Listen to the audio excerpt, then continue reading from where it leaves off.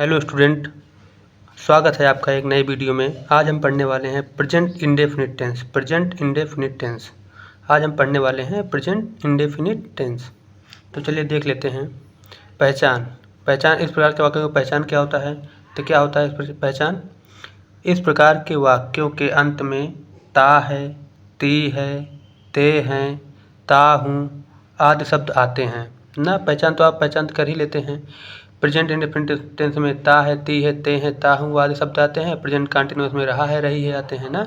तो इसी प्रकार से पहचान तो हो गया। अब देखते हैं अफर्मेटिव सेंटेंस का हम अंग्रेजी में अनुवाद कैसे करेंगे। तो अफर्मेटिव सेंटेंस इसको हिंदी में बोलते हैं सकारात्मक वाक्य। तो रूल्स देख लेते हैं, रूल्स क्या होता है। रूल्स देख लेते हैं। प्रेजेंट इंडेफिनिट टेंस के अफर्मेटिव सेंटेंस का प्रेजेंट इंडेफिनिट टेंस के अफर्मेटिव सेंटेंस का अंग्रेजी में अनुवाद करते समय सबसे पहले कर्ता मतलब सब्जेक्ट, सबसे पहले सब्जेक्ट यानी कि कर्ता। सब्जेक्ट ब्रैकेट में कर्ता हमने लिख दिया है। सब्जेक्ट लिखते हैं, सबसे पहले क्या लिखते हैं? सब्जेक्ट। तथा उसके बाद वर्ब यानी कि ब्रैकेट में क्रिया लिखा है। वर्ब लिखकर कर्ता के अनुसार क्या? यदि कर्ता एक वचन का है तो कर्ता यानी कि सब्जेक्ट, यदि सब्जेक्ट या कर्ता एक वचन का है तो यस या यस लगाते हैं ना। अगर एक वचन का होगा तो यस या यस लगाएंगे।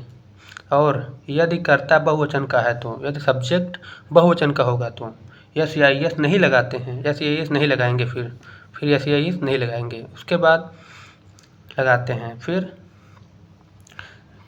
फिर ऑब्जेक्ट यानी कि कर्म, फिर ऑब्जेक्ट लिखकर अन्य शब्द लिखते हैं।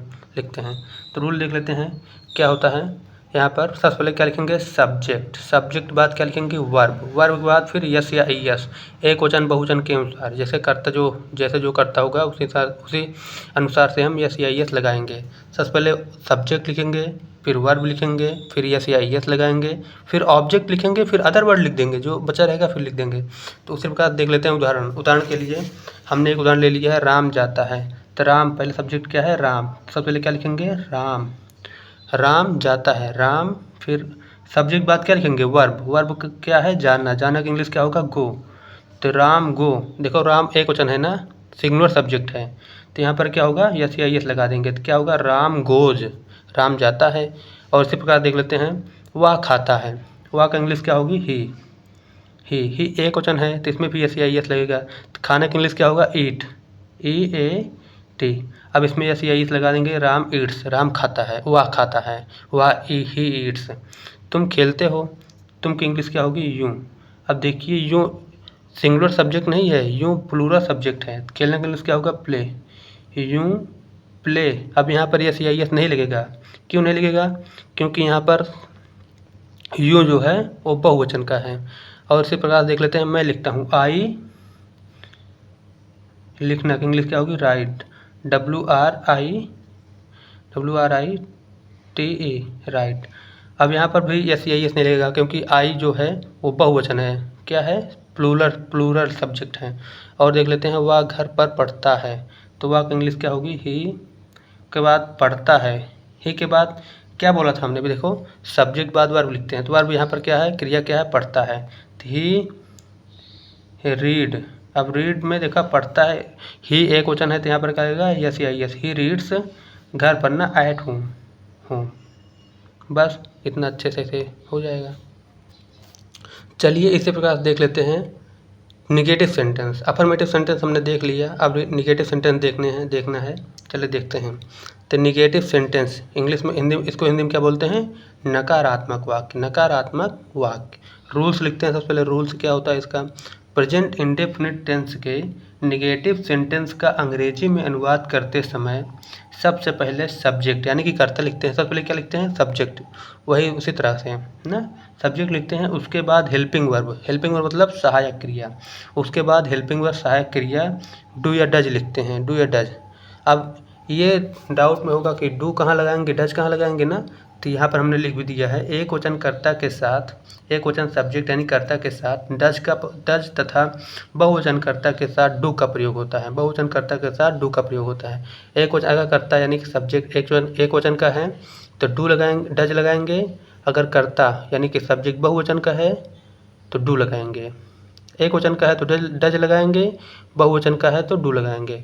उसके बाद हेल्पिंग वर्ब के तुरंत बाद नॉट लगाते हैं ना, नेगेटिव सेंटेंस है नॉट लगेगा ही, तो कहाँ लगाएंगे? हेल्पिंग वर्ब, डू या डज के बाद, डू या डज के तुरंत बाद नॉट लगाएंगे।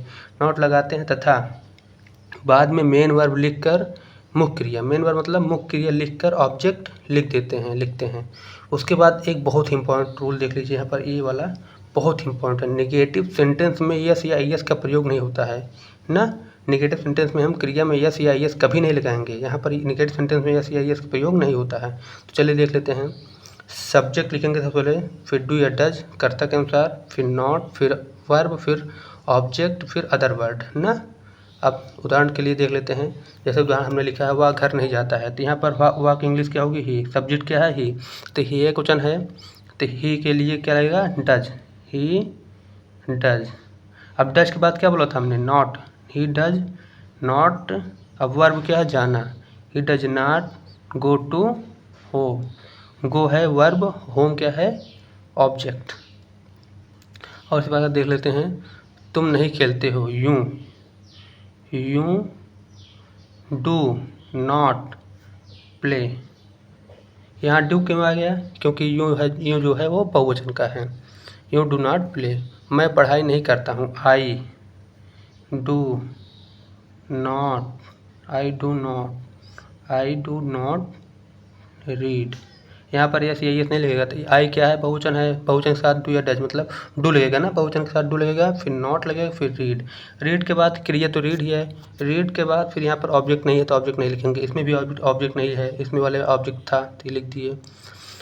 तो बहुत बहुत शुक्रिया देखने के लिए वीडियो को, और ज़्यादा ज़्यादा वीडियो को शेयर कीजिए अपने दोस्तों के साथ, और पढ़ते रहिए, हमेशा पढ़ाई करते रहिए।